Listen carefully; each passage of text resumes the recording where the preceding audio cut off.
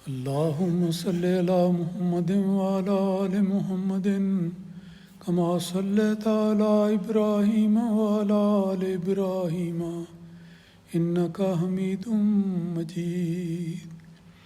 اللهم بارك على محمد وعلى آل محمد كما باركت على إبراهيم وعلى آل إبراهيم إنك حميد مجيد. رمضان کے دنوں میں درس حدیث کا سلسلہ جاری ہے. ایک پہلے درس میں ذکر ہو چکا ہے کہ حدیث کے مجموعے مختلف ہیں.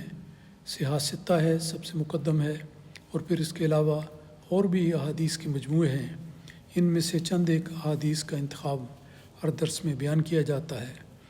آج کے درس میں پہلی حدیث جو میں بیان کرنا چاہتا ہوں، یہ حدیث کی کتاب ابن ماجہ جو صحاح ستہ میں سے ایک کتاب ہے اس میں ہے، اور حضرت علی بن طالب رضی اللہ تعالیٰ عنہ اس کے راوی ہیں. وہ بیان کرتے ہیں کہ رسول مقبول صلی اللہ علیہ وسلم نے ایمان کی تعریف کن الفاظ میں فرمائی. ایمان کی تعریف قرآن مجید میں بھی درج ہے، احادیث میں بھی ذکر ہے، اور احادیث میں سے ایک حدیث حضرت علی رضی اللہ تعالیٰ عنہ اس حدیث میں بیان فرماتے ہیں. اس کا ترجمہ اس طرح پر ہے کہ رسول مقبول صلی اللہ علیہ وسلم نے ایمان کا ذکر کرتے ہوئے فرمایا کہ ایمان یہ ہے کہ دل سے خدا کی شناخت ہو، زبان سے اس کا اقرار ہو، اور اس کے احکام پر عمل ہو. اب رسول مقبول صلی اللہ علیہ وسلم نے، جیسا میں نے ذکر کیا تھا، عرض کیا تھا ایک درس حدیث میں، کہ آپ نے فرمایا کہ مجھے اللہ تعالیٰ نے جوامع الکلم عطا فرمائے ہیں. ایسے کلمات بولنے کی توفیق اللہ تعالیٰ نے آپ کو عطا فرمائی جو بہت لمبے مضمون کو اپنے اندر جمع کرنے والے ہیں. یہ حدیث بھی اس کی ایک مثال ہے کہ ایمان کی تعریف کیا ہے، ایمان کی خصوصیات کیا ہیں. بہت لمبی تفصیل بیان کی جا سکتی ہے، لیکن رسول مقبول صلی اللہ علیہ وسلم نے دیکھیں کس خوبصورتی کے ساتھ 3 باتوں کا ذکر کیا ہے. کہ فرمایا ایمان یہ ہے کہ نمبر 1، انسان دل سے خدا کی شناخت کرنے والا ہو، اللہ تعالیٰ کو پہچاننے والا ہو، اللہ تعالیٰ کو جاننے والا ہو، اللہ تعالیٰ کی ذات پر ایمان رکھنے والا ہو. اللہ کی ذات پر کامل ایمان اور یقین اور اس کو حاضر ناظر جاننا، یہ کیفیت اگر انسان کی بن جائے تو یہ گویا ایمان کا پہلا درجہ ہوگا کہ اس نے ایمان کو پانے کے لیے جو جستجو کی ہے، جو سفر اختیار کیا ہے، اس کی پہلی بات اس نے پوری کر لی کہ دل سے خدا کی شناخت ہو. اللہ تعالیٰ کی صفات کو جاننا، اللہ تعالیٰ کی ذات کی صفات کو جاننا، پھر اس کی بتائی ہوئی باتوں کو جاننا.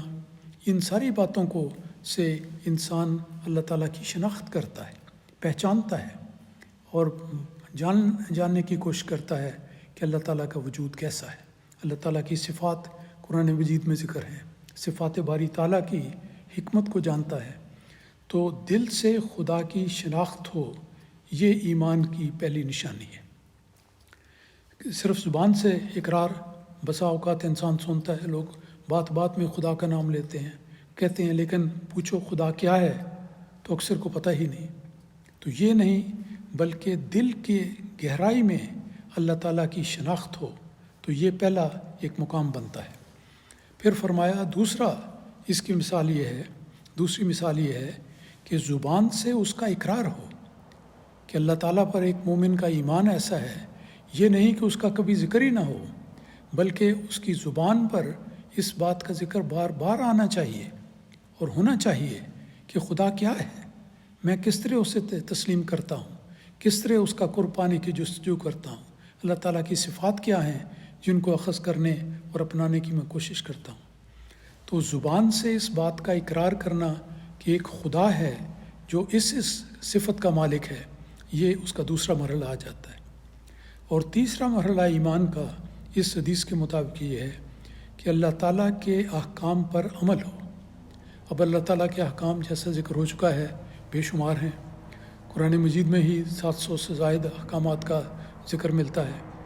تو جتنے بھی احکامات اللہ تعالیٰ نے قرآن مجید میں بیان فرمائے اور بہت کثرت سے ہیں، اور اس کی گہرائی میں اتر کر اگر انسان ان احکامات کو سمجھے اور پھر اس کے مطابق اپنی استطاعت کے آخری نقطے تک عمل کرتا چلا جائے، تو یہ ہے جس سے اس بات کا حق ادا ہوتا ہے کہ انسان اللہ تعالیٰ کو اس پر ایمان لائے اور اس کو شناخت کرے، اس کا اقرار کرے، اس کے سب احکام پر عمل کرے۔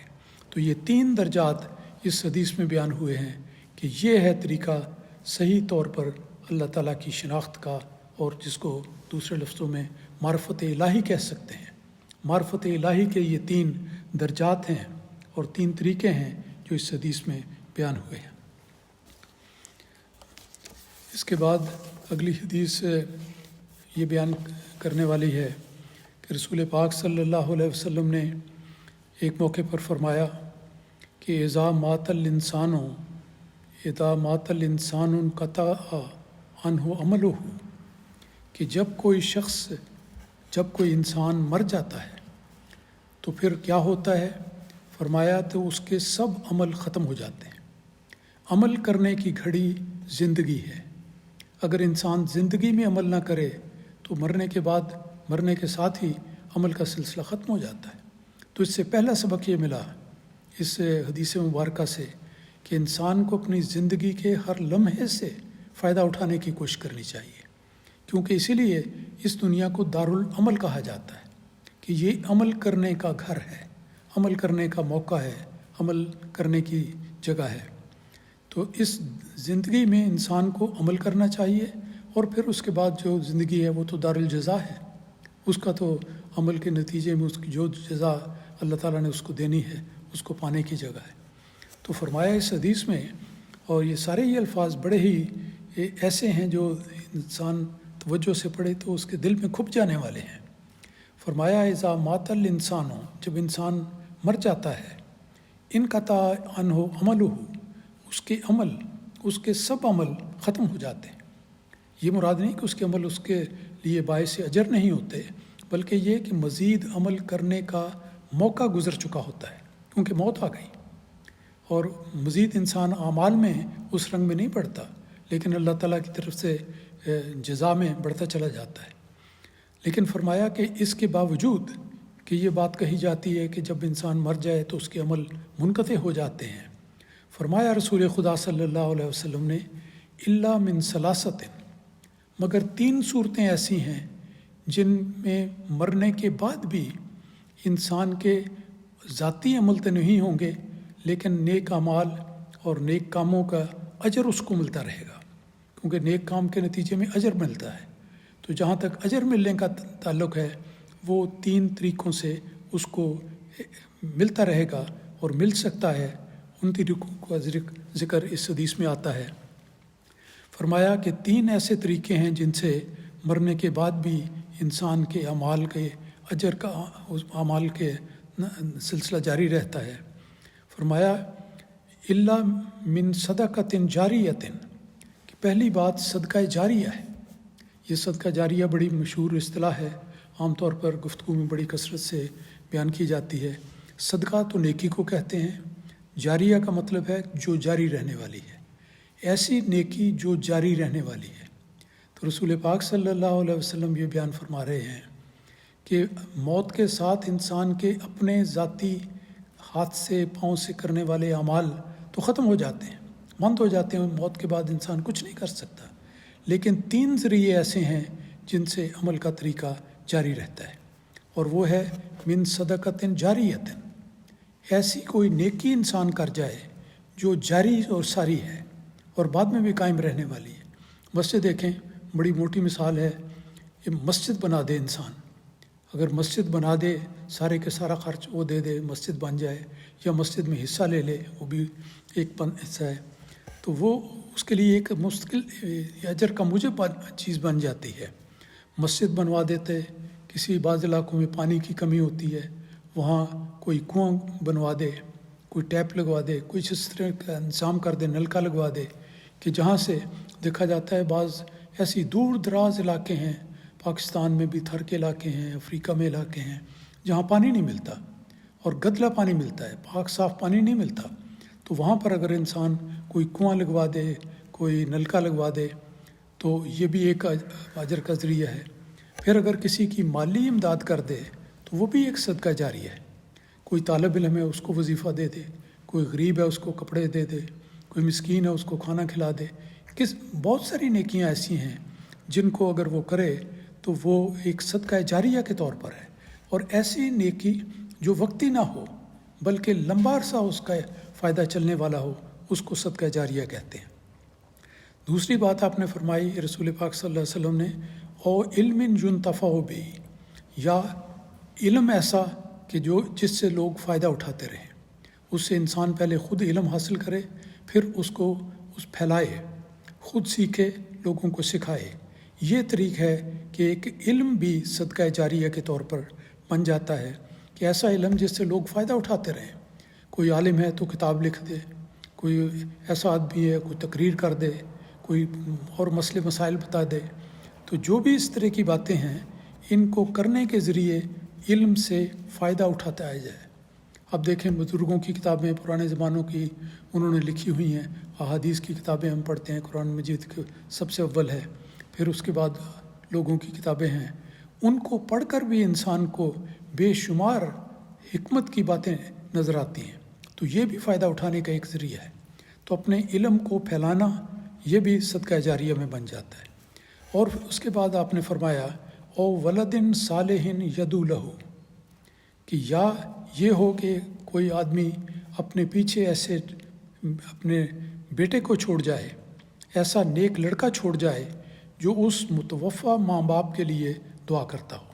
جو ماں باپ والدین فوت ہو گئے لیکن اگر بیٹا نیک ہے، ان کا لڑکا صحیح رنگ میں اس کی تربیت کی گئی ہے، تو وہ نیکی کرے گا تو اس نیکی کا اجر بھی اس کو والدین کو جائے گا، کیونکہ اس نے بھی ان کی تربیت سے فائدہ اٹھایا۔ اور والدین کے لیے بھی وہ جو نیک لڑکا ہے وہ ایک باعث رحمت ہوتا ہے، کیونکہ اللہ تعالیٰ نے قرآن مجید میں اس بات کی نصیحت کی ہے کہ اپنے مرحوم والدین کے لیے ہمیشہ دعا کرتے رہو، رب ارحمہما کما ربیانی صغیرا، یہ الفاظ ہیں جو قرآن مجید میں آتے ہیں۔ تو اگر نیک اولاد کو انسان چھوڑ کر جائے جو اس کے لیے دعا کرنے والی ہو، تو یہ بھی دیکھیں ایک صدقہ جاریہ کی صورت بن جاتی ہے، علم کے ذریعے بھی، پہلے نیک کام کرنے کے ذریعے بھی، اور نیک اولاد کی نیک تربیت کرنے کے لیے بھی، اور خاص طور پر یدعو لہ کے الفاظ ہیں کہ جو اس کے لیے دعا کرتی ہے۔ جب ماں باپ کا تذکرہ زبان پہ آتا ہے تو اس کے لیے نیک دعا کی جاتی ہے۔ تو اگر یہ چیزیں ہو جائیں تو رسول پاک صلی اللہ علیہ وسلم نے فرمایا کہ اگرچہ انسان کی موت کے ساتھ عمل کرنے کا سلسلہ تو منقطع ہو جاتا ہے، لیکن 3 طریقے ایسے ہیں جن سے یہ سلسلہ جاری رہ سکتا ہے، ایک رنگ میں دوام مل جاتا ہے: صدقہ جاریہ، یا ایسا علم جس سے نفع اٹھایا جائے، یا ایسی اولاد، صالح اولاد جو اس کے لیے دعا کرنے والی ہے۔ تو یہ 3 طریقے رسول اکرم صلی اللہ علیہ وسلم نے بیان فرمائے ہیں۔ ہمیں ہمیشہ یہ باتیں یاد رکھنی چاہیے اور کوشش کر کے ہمیشہ ان کے مطابق اپنے ارادوں کو عمل کے سانچے میں ڈھالنا چاہیے۔ اللہ تعالی ہمیں توفیق عطا فرمائے، آمین۔